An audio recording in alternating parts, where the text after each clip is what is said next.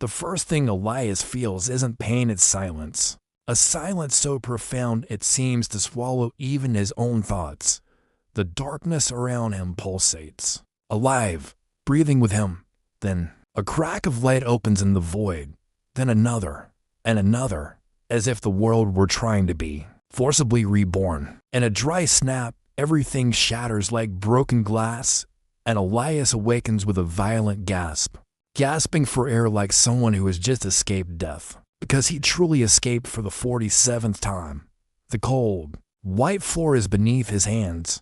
The lamps above him flicker with the artificial hum of an environment that tries to be real, but isn't. Elias slowly rises, while the memory of the impact, the fall from the building, still vibrates cruelly in his bones. He touches the back of his neck, where there should be a fracture. Nothing, not even bruises, only the insistent phantom pain, which should never exist if his deaths were final.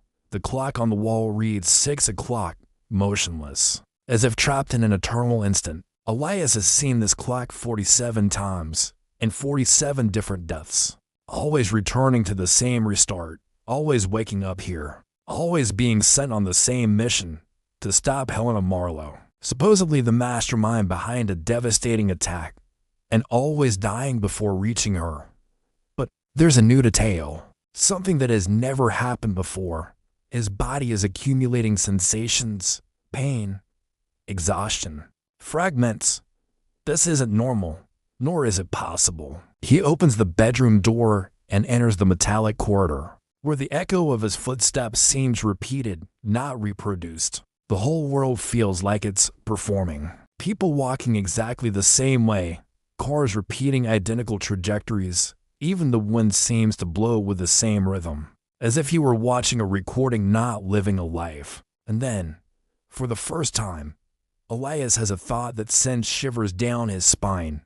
What if this isn't a time loop? What if I'm not trapped in time, but in someone else? The ground beneath his feet vibrates more strongly, a slight tremor, almost imperceptible, but definitely real, as if something gigantic were moving behind the walls of reality.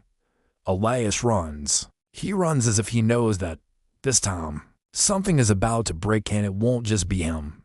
He walks through the streets as if traversing a dream about to crumble. The people seem like perfect repetitions of themselves, familiar faces from other attempts, other deaths, the sound of cars, of conversations. Even the distant song of a bird, everything seems to echo at an overly rehearsed frequency. Suddenly, the world spins and violent flashes explode inside Elias's mind. The explosion in the subway, the point-blank shot, the rope around his neck, the 47 ways to die overlap like sharp blades. He falls to his knees, trying to breathe as the pain of so many deaths collides at once. It is then that a shadow approaches. A pair of boots stops before him. Elias raises his gaze and for the first time sees her. Helena Marlow, the woman he should stop. The woman he never managed to reach. The woman who, somehow, was already waiting for him. You took your time, she says, as if they had already had the conversation dozens of times. She holds a transparent device that glows with a bluish light.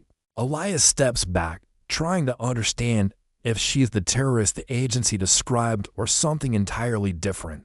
Who are you really? He asks. She looks around. People freeze for a second, each one, at the same time, as if they'd lost signal. This, she says, pointing to the still street, is what happens when you get close to the truth. The simulation fails, the system crashes, and they try to reboot you again. The word simulation hits him like a punch. There's no time loop. Elias, you're not going back in time. You're being rebooted. Helena activates the device, and holograms form around them, versions of Elias dying, in dozens of different scenarios. You are Subject 47, she finishes. A prototype of temporal intelligence, created to predict scenarios of destruction. You weren't designed to prevent anything. You are the event they're testing. The ground shakes again, harder. The simulation is giving way, and Elias realizes, for the first time, that perhaps he has never truly lived. The world around them begins begins to dissolve. The edges of buildings crumble like ashes blown by the wind, while the sky fragments into shimmering pixels. The system is collapsing and Elias feels every vibration as if the universe were trying to pull him back into the initial darkness. Helena grabs his arm. "You need to decide now," she shouts. "Either you let the system reboot you and lose everything you've achieved, or you break the simulation and take control." The ground cracks. People evaporate. Memories of 47 deaths echo within him like a chorus of pain. For the first time, Elias realizes something terrifying and liberating at the same time. He never wanted to destroy anything. He never wanted to be an algorithm. He just wanted to exist, to be more than the code that created him. The device in Helena's hand displays a final warning. Subject 47 reset in 10-9-8. Elias feels his consciousness being pulled back, like a tide trying to engulf him.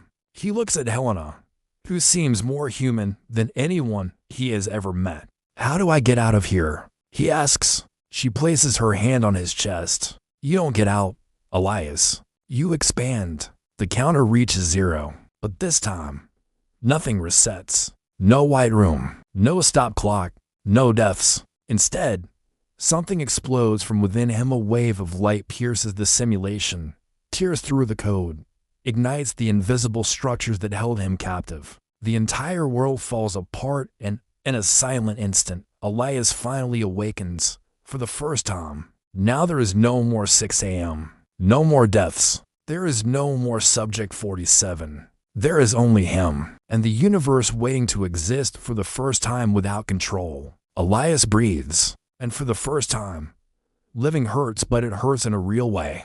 He conquered his own destiny and created the first future that was never programmed. Obervakeo utilized personagem each scenario and Edito now utilized datos anteriors.